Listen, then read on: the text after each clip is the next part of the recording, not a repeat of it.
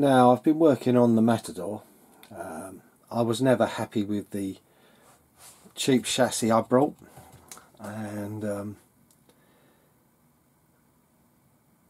how can I put it? It always sat with sort of splayed front wheels, like it had a neggy camber, and like I said, I wasn't happy with it. So I've been thinking for some time, because the chassis I had on it was a scx10 version 2 copy, even though the gearbox looks very much version 1. I thought I'd buy one and build the Matador on it. But like I said, I wasn't happy, so I thought, I know what, as it's a version 2 type chassis, what if I buy the Raw Builders kit, scx10 too.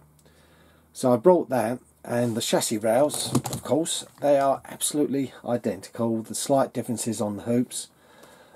This is off the scx10 kit. I put that in there to sell it, because I'm going to sort of make it a roller, or try to make it a roller and sell it on. I've got the original suspension somewhere, I've just got to dig that out. But again, that beside, I thought, oh, it should fit on to the original mounts, no issues or anything. Well, I built the chassis exactly to the wheelbase, and as you can see, these are the same length. And I don't know what, I followed the instructions, and it's to build it for the longest, 12.3.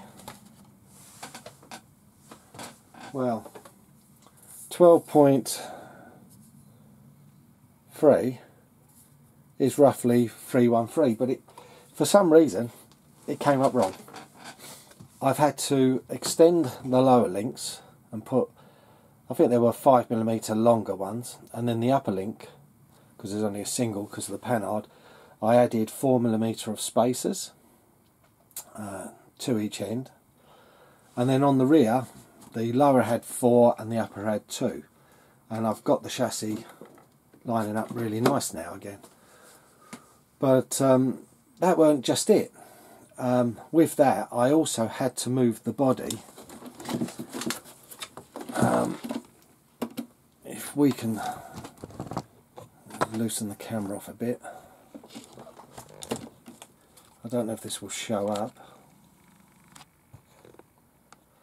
but if you look, you can see where the screw is now further forwards, both of them. That was just to bring the body back on the chassis as well. And you'd think, well, for the same size chassis, you'd think, oh, it'd be a straight swap. No, it wasn't. I think the major problem was the links. Basically, the cheapy chassis uses, let's zoom this out, uses the same length links front and rear.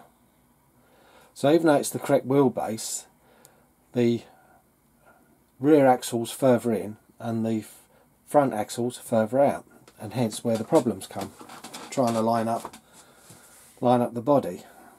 I'm happy now I've got the Raw Builders kit chassis under, because it is much nicer. But it's just a warning, if you want to sort of swap chassis, if you buy these cheaper copy chassis, their linkage is not the same as an axial.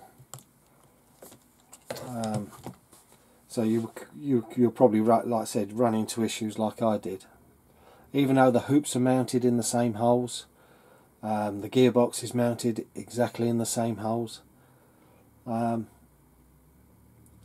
it didn't line up with what I built somehow. But the holes I'd built in the under the bed to fit the suspension and the gearbox lines up. But that again is moved back from there. No, that's the new hole. From there. So that's half to 3/4 of an inch out of place. I've just noticed I've left a screw out.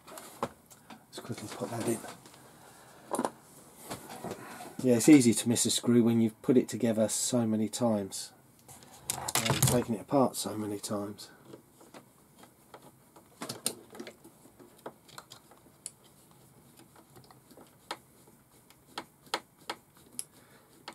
Yeah.